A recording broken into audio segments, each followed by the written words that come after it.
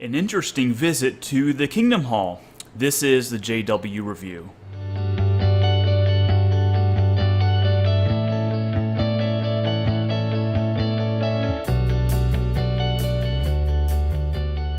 So today, on Sunday, I visited a Kingdom Hall, and this is the second time in the past month I went. Last week we had a snowstorm, and so they canceled the services, so this is the second time. And on the first time, that was maybe the first time I had been to a Kingdom Hall in, oh gosh, it's probably been years. Since I've been to one. So a friend had started going because he was invited, and so he invited me to go, and so I've been going with him ever since. Today was really, really interesting, and so I kind of want to talk about just the turn of events that happened today that were actually really unexpected because this turn of events, which I'm about to describe, usually takes a little bit longer, although the turn of events was relatively unique. But the sort of thing that I'm about to describe has happened before, just in they took a different approach. So what exactly happened? Well, we went into the Kingdom Hall, did the usual thing. They had the public talk, I guess that's what this was called. They had that, and then they had studying this particular watchtower, and went through that just as usual. And so at the end, there were some people that would come up to me, my friend, and they would introduce themselves to us, and very warmly introducing themselves and just having some very brief small talk. Well, of course, when they would ask me, my friend, what we thought, we would say, well, we thought it was interesting, and we have some questions. We have a lot of questions about what you guys talked about and what we saw in your Watchtower magazine. But here's the interesting thing, and I'll back up just a little bit. So when we got there, we sat next to an older lady, and she comes alone because her husband is a Baptist, but she seems to be a well-seasoned Jehovah's Witness in that she's been a Jehovah's Witness for a while. We get in there, we sit next to her, of course, say, hey, how you doing? She welcomed us. It wasn't but maybe a minute, maybe. And this is right before the meeting started. Some guy came up to her and said, hey, I need to speak with you for a moment. So we're like, oh, that's kind of weird. So she gets up, and this is a minute before the meeting started. She gets up, walks away, and then comes back maybe a few minutes later and says to me and my friend, hey, I've got to go. And she picks up her stuff and leaves, and we're like, what's going on? Why is she getting up and leaving? I hope everything's okay. So we assume that she actually left the meeting altogether because maybe something happened. Fact of the matter is, she actually went to sit in the back. So me and my friend, we're up in, I think, the second row. No one else is in the row with us. No one is in the row in front of us. That lady, no longer next to us either. So we're up there all alone, which is fine. So we get to the end of the meeting, and so as people are introducing themselves to us, not even a minute goes by before someone, I think it's usually a different guy, every time comes up to us, asks the person who we're speaking to they say, can I see you for a minute? So they take that person, they take them away, and we're like, what's going on? Now, that's kind of weird, but we shrug it off, and we don't know what's going on. So we go up to another couple or person, and it seems to be actually women, usually older women, who are kind of coming up to us and introducing themselves to us, and that's fine. But again, it doesn't take a minute to go by before some gentleman takes that woman, takes them aside. They say, can you excuse us for a second? So we're like, what is going on? This happens probably 6 to 8 times, maybe. Doesn't matter who we're talking to. Someone comes up and takes that person away before we can get into any type of meat of a conversation where we're actually discussing details. Because I remember one lady, she was sitting down, we were standing up, and she told us that she needed a wheelchair, so that's why she can't stand up. All fine and well.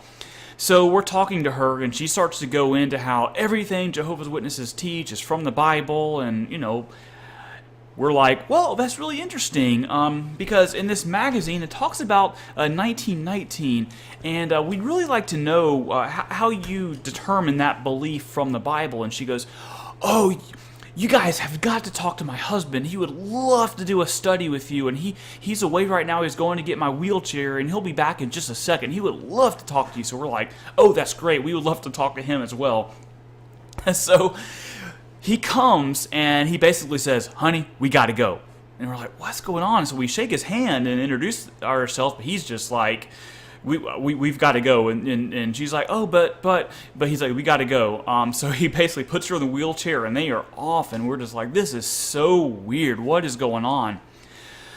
So anyway, this happens time and time again, and eventually everyone, 20 minutes later maybe, or however long it took everyone to kind of get out of the Kingdom Hall and everyone go home. But by the time everyone's kind of leaving and going home, we're like, well, I guess we need to leave too, because we're kind of standing around just kind of waiting for someone to come up to us and talk to us, and that was happening less and less.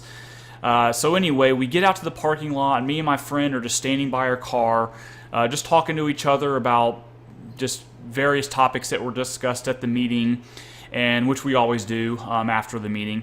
And so a couple drives up next to us, and they introduce themselves to us, and we're like, oh, this is great. We can maybe have a conversation here. Well, it turns out that this couple that just drove up next to us, they weren't actually a part of that meeting time that we were at. We were at the 1 p.m., and I think they were at the 4 p.m., but they had come early for some odd reason. And so I guess they weren't in on whatever was going on, like why all these people were getting taken away from us. So with this couple, they started to ask us what we thought of the meeting, and of course we say the same thing. We're like, well, we thought it was interesting, and they actually asked us, what did you like about the meeting, and then what did you think was kind of off, and which I was glad they asked us that, because I don't want to just tell people it was all bad, because actually the intro, the public talk, was on the inspiration of the Bible and how the Bible is a divine book. And so for the most part, me and my friend agreed with that, because they were talking about fulfilled prophecy and all this, and how the Bible is a reliable guide to morals and stuff like that. And so yeah, we were saying, the first public talk was actually pretty good. We found a lot that we agreed with, and I talked about fulfilled prophecy, and I went into a little more detail, and they were pretty impressed by that, that we were really in agreement.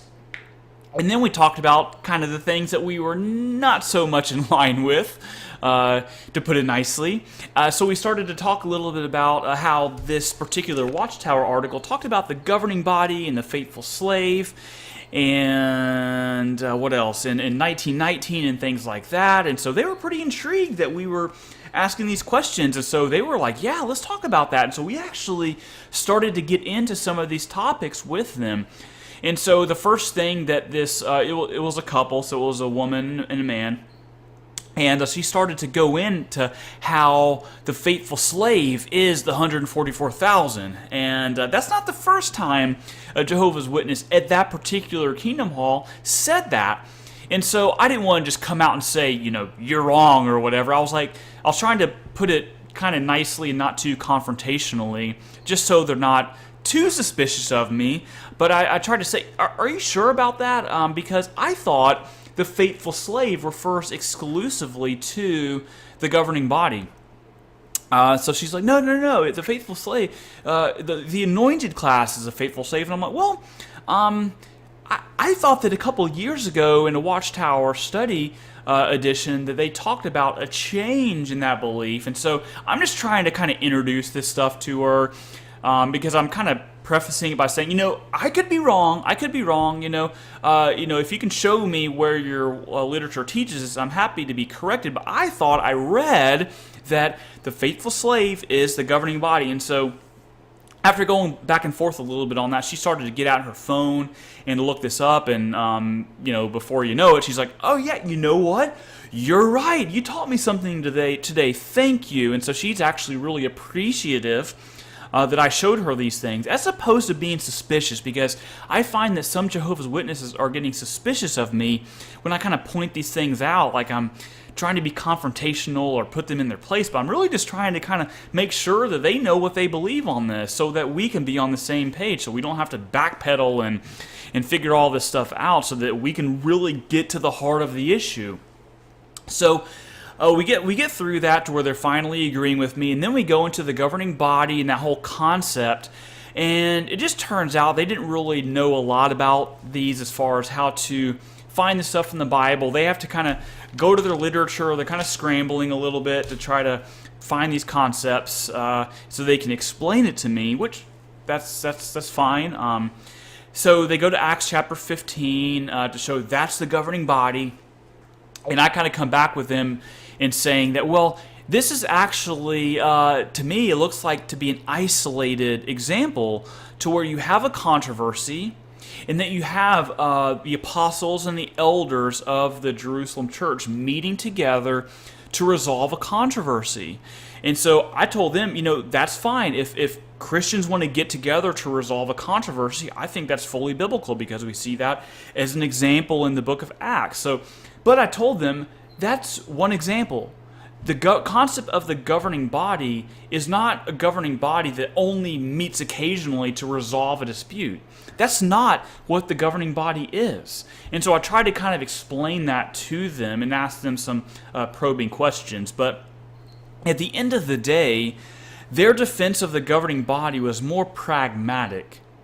And by pragmatic, I mean that they're holding to this governing body concept because they believe it works. It works in that it makes the whole worldwide congregation unified. And so they asked me, how else can you have a worldwide organization that is unified? To be honest, I kind of grant that. You'd have to have some type of leadership, whether it's a single person or it's a group. You have to have some type of leadership that tells everyone what to do and what to believe. It's like, think about your job. You need a CEO. You need a leadership group to tell everyone what the policies are. So to some degree, I actually agree with that in that, yeah, sure, I guess it works. It's conformity, but it works. And so I don't think she really got that.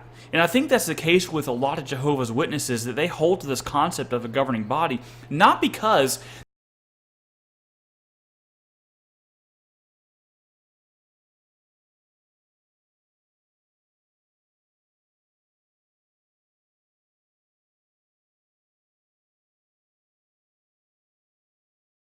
I think that's the case with a lot of Jehovah's Witnesses, that they hold to this concept of a governing body, not because they can find all these examples in the scriptures about a governing body. They can find maybe one or two in the book of Acts, but my goodness, go to Paul's letters. You won't find anything remotely close to describing a governing body in Paul's letters or anywhere else. It's just not there.